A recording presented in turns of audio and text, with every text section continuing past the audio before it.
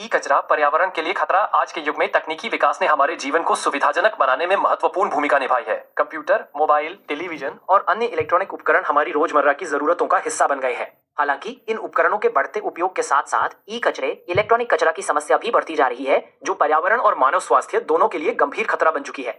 ई कचरा में पुरानी या खराब हो चुकी इलेक्ट्रॉनिक चीजें शामिल होती हैं, जिनका सही तरीके से निपटान न होने पर पर्यावरण गंभीर रूप से प्रभावित होता है। ई कचरे में ऐसे जहरीले पदार्थ होते हैं जैसे सीसा, पारा, कैडमियम, आर्सेनिक, क्रोमियम, बेरियम आदि।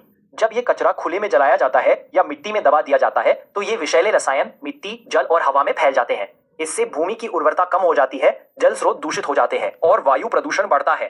प्रदूषित हवा में सांस लेने वाले लोग श्वसन संबंधी बीमारियों, हृदय रोग और कैंसर जैसी गंभीर बीमारियों के शिकार हो सकते हैं। हवा के अलावा ई कचरा भूमि और जल को भी प्रदूषित करता है। लैंडफिल में रखे गए ई कचरे से भारी धातुएं जैसे लेड और कैडमियम धीरे धीरे भूमि और भूजल में मिल जाती हैं, जिससे जल स्रोतों का प्रदूषण होता है। इससे जलीय जीवन को नुकसान पहुंचता है और खाद्य श्रृंखला के माध्यम से विषाक्त पदार्थ मनुष्यों और पशुओं तक पहुंचते हैं। नदियों, तालाबों और समुद्रों में ई कचरे का फैलाव जैव विविधता पर प्रतिकूल प्रभाव डालता है।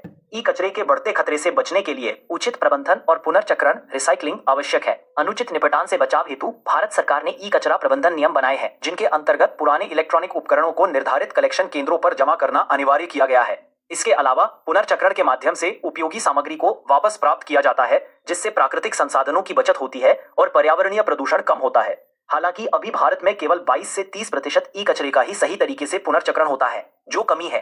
अतः ई कचरा पर्यावरण के लिए एक बढ़ती समस्या है, जिसका समुचित समाधान जरूरी है।